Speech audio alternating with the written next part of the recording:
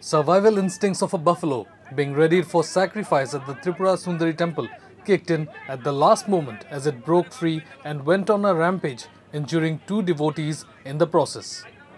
The buffalo also damaged private property, including several two-wheelers in the Matabari locality. It was eventually tamed by temple authorities with some help from locals after a long struggle.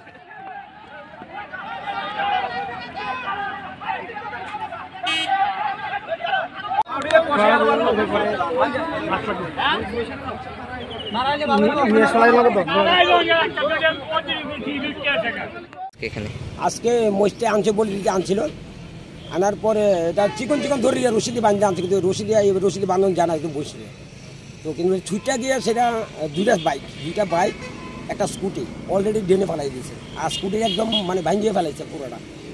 তারপর দিয়ে আমাদের local যারা আছে তারা সবাই মিলেছে, অনেক কষ্ট হয়ে পরিশ্রমের ফলে এই বইটা আটকাইছে। আর একজন রেস্টুরেন্টের মালিক আছে, নাম হচ্ছে বিশু, উনারও মানে 200 দিয়েছে, 200 দিয়ে আমি পাইতে। কজন আহত হয়েছে?